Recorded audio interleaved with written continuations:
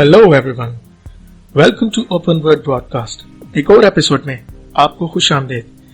आज की जो वीडियो है वो प्रॉस्पेरिटी गॉस्पेल यानी खुशहाली की अंजील के तलक से है।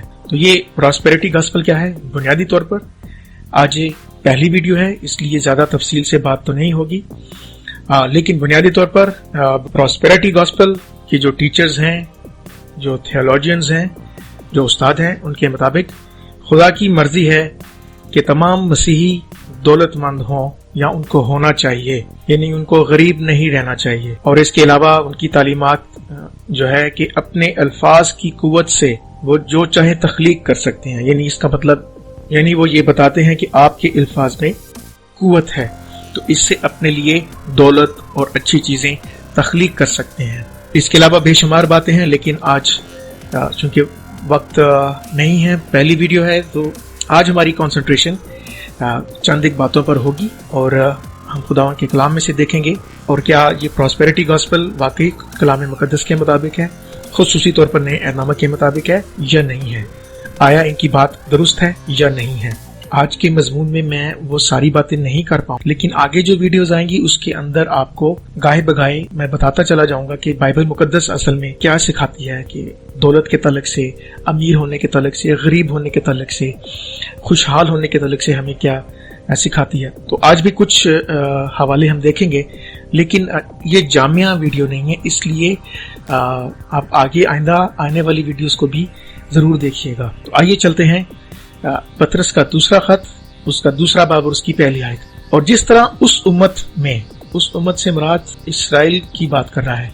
झूठे नबी थे, उसी तरह तुम में भी झूठे उस्ताद होंगे जो पोशीदा तौर पर हलाक करने वाली बिद्दतें निकालेंगे, जिसने उन्हें मोल लिया था और अपने आप को जल्द हलाकत में डालेंगे और बतेरे उनकी शहवत परस्ती की पैरवी करेंगे, जिनके सबब से राय हक की बदनामी होगी। अब ये बहुत इंपॉर्टेंट है, वर्स नंबर 3। और वो लालच से बातें बनाकर तुमको अपने नफा, मर्चेंडाइज, प्रॉफिट, अपने नफा का सबब ठहराएंगे। जी, ये बड़ा क्रूशल है कि वो तुम्हें अपने नफा का, लालच से बातें बनाकर, लालच की बातें क्या हो सकती, लालच वाली टीचिंग्स आपको देंगे और अपने नफा का सबब ठहराएंगे, उनको फायदा होगा इस सारी प्रीचिंग और टीचिंग से। आगे चलते हैं, दूसरा तिमोथियस 6 बाब और उसकी 5वीं आयत से आप इसको समझ सकते हैं कि तकरीबन ये वही बात है जो पतरस ने की है, पौलुस यहाँ पे कर रहा है। 5वीं आयत, और उन आदमियों में रद्दो-बदल पैदा होता है जिनकी अकल बिगड़ गई है और वो हक से महरूम है और दीनदारी को नफा का जरिया समझते हैं। दीनदारी गॉडलीनेस है, यानी कि मजहब को, ईमान को, दीन को नफा का ही जरिया समझते हैं। ठीक है, प्रॉफिट। अच्छा, लेकिन पौलुस क्या कहते हैं? हाँ, दीनदारी कनात के साथ बड़े नफा का जरिया है। ठीक है, कंटेनमेंट, कनात, जो आपके पास है वो ठीक है, उसी पर इक्तफा करें। ठीक है, फिर आगे क्या कहता है? क्योंकि ना हम दुनिया में कुछ लाए, ना कुछ उसमें से ले जा सकते हैं। 8वीं आयत दोबारा से 6ठी आयत के साथ लिंक है। बस अगर हमारे पास खाने पहनने को है तो उसी पर कनात करें। ठीक है, ये दूसरी दफा वर्ड जो है वो रिपीट होगा, कनात, कंटेनमेंट, जो आपके पास है वो काफी है। फिर आगे 9वीं आयत में कहता है, लेकिन जो दौलतमंद होना चाहते हैं वो ऐसी आजमाइश और फंदे और बहुत सी बेहुदा नुकसान पहुंचाने वाली ख्वाहिशों में फंसते हैं जो आदमियों को तबाही और हलाकत के दरिया में गर्क कर देती है। जी, तो कंसंट्रेशन अभी जो मैं करना चाह रहा हूं वो ये है कि कंटेनमेंट की बात कर रहा है। क्या वजह है कि पौलुस रसूल इस खास हवाला में ईमानदारों को या तिमोथियस को कोई फार्मूला, कोई नुस्खा क्यों नहीं बता रहा कि वो अमीर कैसे हो सकते हैं? वो उन्हें कनात पसंदी की तरफ क्यों रागब कर रहा है, इसकी क्यों तलकीन कर रहा है? वो उनको कोई फार्मूला भी दे सकता था कि कलाम मुकद्दस में ये हवालाजात मौजूद हैं, वहां से आपको ये फार्मूला आप सीख सकते हैं, या हमें मिलता है کہ آپ نے دولت مند کیسے ہونا ہے, اپنی ساری ضروریات کیسے پوری کرنی ہے, اور آپ مالدار کیسے ہو سکتے ہیں, اور تاکہ آپ کو کسی چیز کی کمی نہ ہو. لیکن اپوزٹ کیا ہے یہاں پر, اس پر غور کریں گے. ہم کلام پہ سوچتے ہی نہیں ہیں.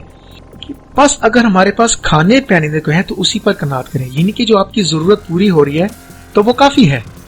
ٹھیک ہے, تو پالوس نے کوئی ایسی ترغیب نہیں دے رہا کہ آپ نے الفاظ کی قوت کا استعمال کریں, کوئی چیز تخلیق کریں, مثبت الفاظ استعمال کریں, یا ان کو کوئی ایسی تعلیم سکھائے کہ یسوع مسیح پر ایمان لانے سے آپ بہت زیادہ دولت مند اور مالدار ہو جائیں گے, یا آپ کو ہونا چاہیے, اور اپنے الفاظ کی تخلیقی قوت کا استعمال کریں. اس طرح کی کوئی تعلیم تو یہاں پہ نظر نہیں آ رہی, نہ پالوس سکھا رہا ہے بلکہ وہ تو اپوزٹ بتا رہا ہے.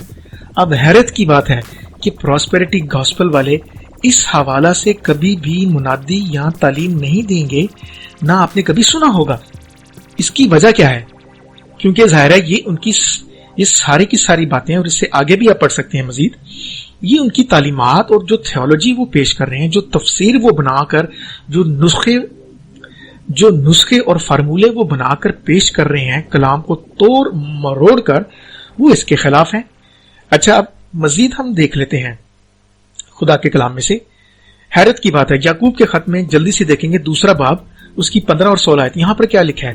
اگر کوئی بھائی یا بہن ننگی ہو اور ان کو روزانہ روٹی کی کمی ہو, اور تم میں سے کوئی ان سے کہے سلامتی کے ساتھ جاؤ, گرم اور سیر رہو, مگر جو چیزیں تن کے لیے درکار ہیں انہیں نہ دے, تو کیا فائدہ؟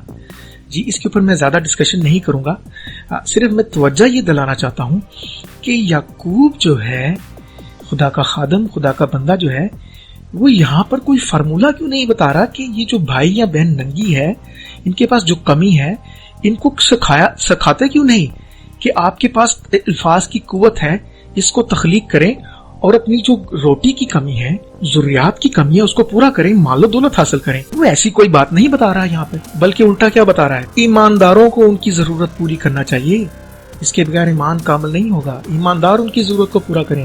وہ یہ تو بالکل بھی نہیں بتا رہا کہ ان کو کسی ایسی تعلیم یا فارمولے یا نسخے کی ضرورت ہے تاکہ وہ اس کو استعمال کرتے ہوئے, جیسے کہ پراسپیرٹی گاسپل والے ساری وہ باتیں بتاتے ہیں کلام میں سے ہی بنا کر, ایسی تو یعقوب کو بتانا چاہیے تھا یہاں پر, لیکن یہاں پر بھی ہمیں نظر نہیں آتا, بلکہ وہ ایمانداروں کو ایک دوسرے کی ضرورت پوری کرنے کے لیے کہہ رہا ہے. صرف ذمہ داری کے تعلق سے یہاں پہ بتایا جا رہا ہے کہ ایمانداروں کی کیا ذمہ داری ہے.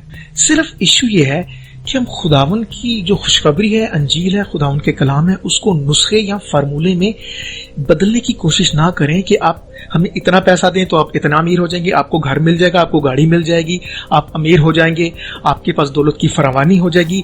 یہ خدا کے کلام میں دینے کا مقصد بالکل بھی نہیں ہے. آئندہ کی ویڈیوز میں بھی میں گاہے بگاہے پوائنٹ آؤٹ کروں گا اسکرپچرز کو کہ ان میں جو باتیں لکھی ہیں وہ کچھ اور بتا رہی ہیں. اس کا تعلق اس پراسپیرٹی گاسپل سے ہرگز نہیں ہے جس طرح کہ ہمیں سکھایا جاتا ہے, بلکہ دینے کا مطلب کیا ہے, اس کا مطلب کچھ اور ہے. پورے کلام کو دیکھنے کی ضرورت ہے کہ کیا خدا کے کلام کو ہم کانٹراڈکشن میں تو نہیں لے کے آ رہے کہ ادھر فرق چیز لکھی ہے, ادھر فرق بات لکھی ہے. ایسا ہرگز نہیں ہے, بلکہ بنیادی بات یہ ہے کہ ہم جن حوالوں کو ہم سنتے ہیں پراسپیرٹی کے تعلق سے, یا جن میں فارمولے اور نسخے بنائے جاتے ہیں, ان کو بیسیکلی آؤٹ آف کانٹیکسٹ لیا جاتا ہے, یا ان کو توڑا مروڑا جاتا ہے اور اپنی تھیولوجی فٹ کی جاتی ہے تاکہ ان کی بات سچی اور پوری ہو جائے. اور چونکہ وہ خدا کا کلام استعمال کرتے ہیں, اس لیے ہمیں یہ لگتا ہے کہ شاید یہ خدا کے کلام کی بات ہے. تو اس لیے میرے عزیزو, خدا کے کلام پر دھیان کریں, اور خدا کے کلام کو غور سے پڑھیں, مطالعہ کریں, اور دھیان رکھیں, اور ڈسرنمنٹ رکھیں کہ خدا ان کا کلام ہمیں کیا کہتا ہے.